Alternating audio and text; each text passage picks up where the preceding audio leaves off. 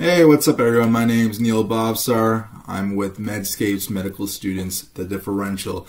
And today I want to talk to you guys about something known as the specialist shortage. A lesser known shortage in the field of medicine that is oncoming and something we should really think about.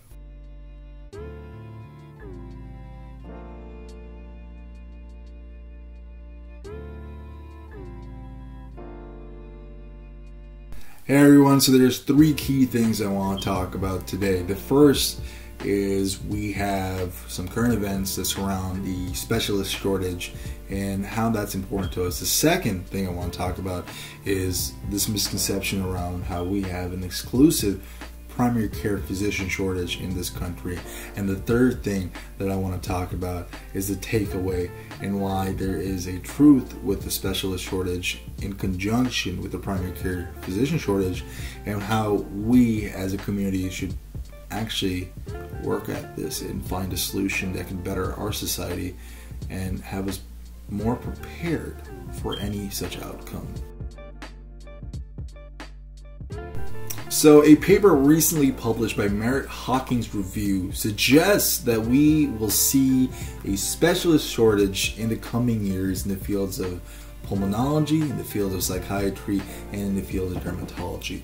Now, all these fields may seem distinct and not nearly as relevant to us as the primary care physician shortage.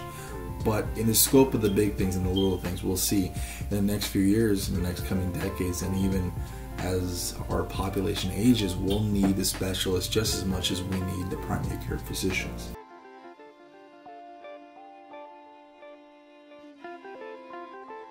So one of the big things that's often talked about is that we will see a primary care physician shortage, and this is what we should care about for the most part.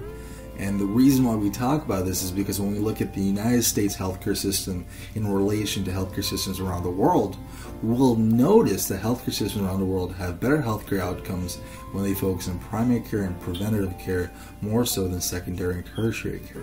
The United States does the latter, and with the latter we see an excess in wasting materials and resources while also increasing costs with less than optimal healthcare outcomes. And this is something that the United States has been hoping to consider by tackling the primary care physician shortage.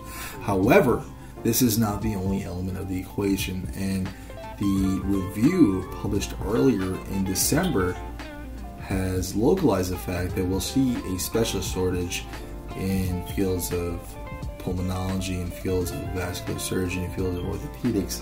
And all these fields come together to form an amalgamation, a team that works with the aging population. In fact, the aging population, anyone considered above the age of 65 in the United States of America, makes up 14% of the current population. But when it comes to procedures and diagnostic testing, they make up more than a third of inpatient care when it comes to diagnostics, when it comes to procedures.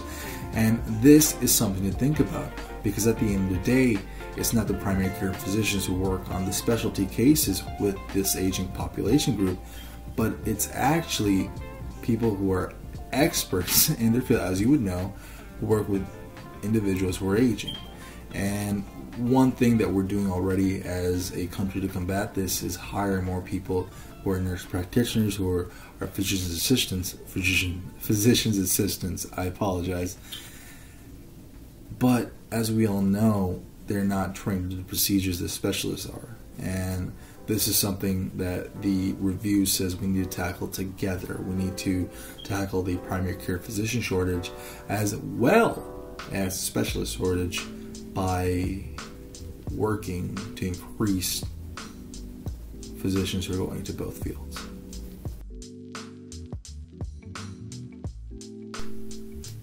Hey, how's it going? Thanks so much for paying attention to our video.